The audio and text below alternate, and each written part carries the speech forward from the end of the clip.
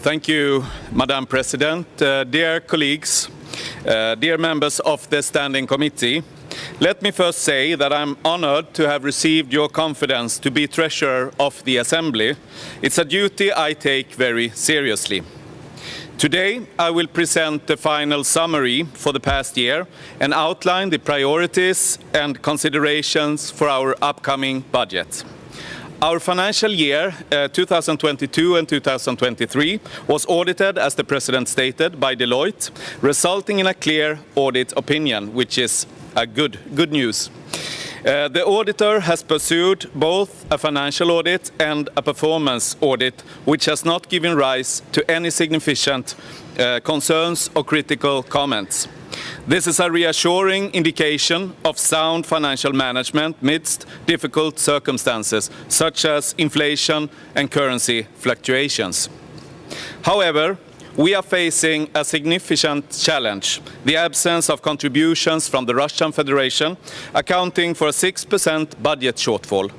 This gap underscores the need for financial planning and strategic use of our resources.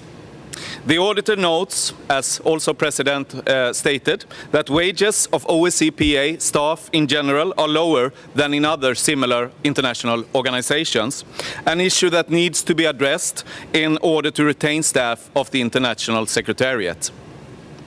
Another note in the auditor's report concerns the reserves, which currently are lower than the requirement of our financial rules. And our emergency reserves, which has a targeted threshold of 50%, shows a more positive development and are kept at 44%. This is a result of Russia's non-payment during the last financial year, which demanded the OSCE to make a substantial withdrawal from the budgetary reserves. To counterbalance the deficit, the aim is to incrementally increase our reserves over time. As the Treasurer of the OSCE, I'm a strong proponent of conducting performance audits.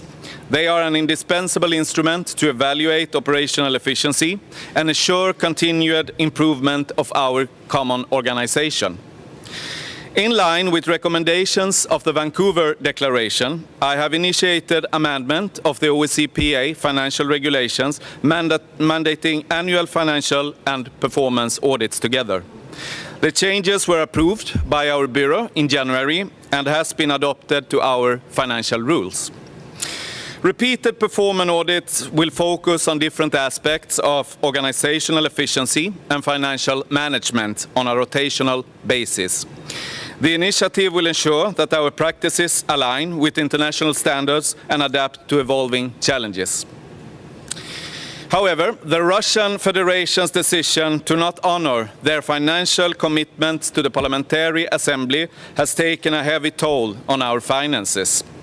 In planning the future budget, this substantial shortfall of resources has to be accounted for. Given the current state of our reserves, further withdrawals from saved funds will not be an option.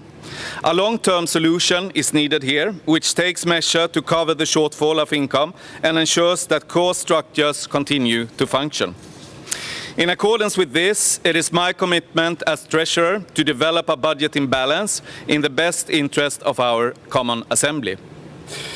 And this is not an easy assignment. I have, during this winter meeting and also before, met with a large number of national delegations, different political groups, and since my elections and during these days of the winter meeting, as I said.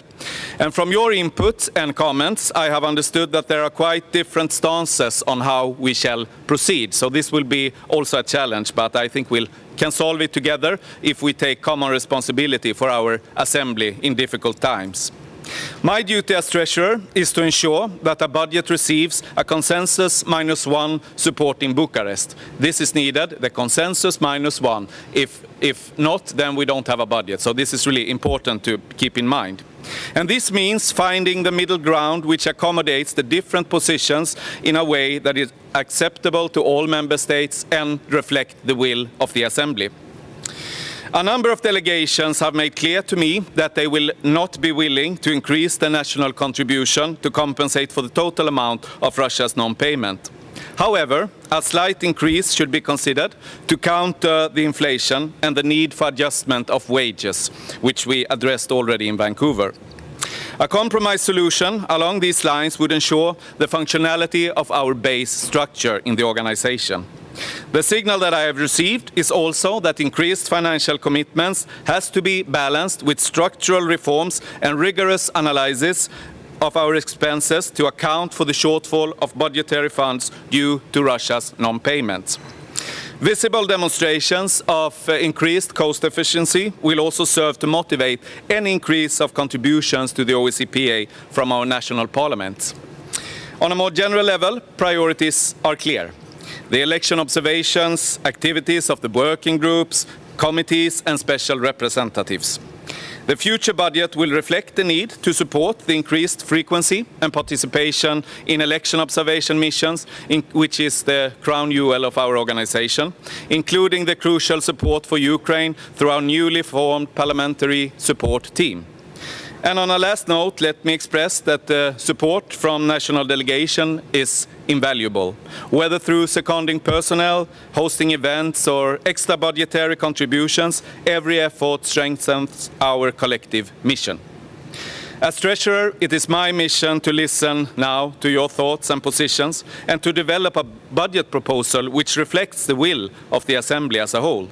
I'm eager to hear what you have to say about the orientation for the budget, and your considerations will be taken into account by the leadership in the upcoming budget planning process in order that you as Standing Committee also can accept and adopt the budget in our annual session in Bucharest in a couple of months. Finally, I would like to say that I look forward to cooperate with the Standing Committee, develop a budget together with the leadership and a responsible budget proposal as such, always in the best interest of the Assembly. Thank you very much.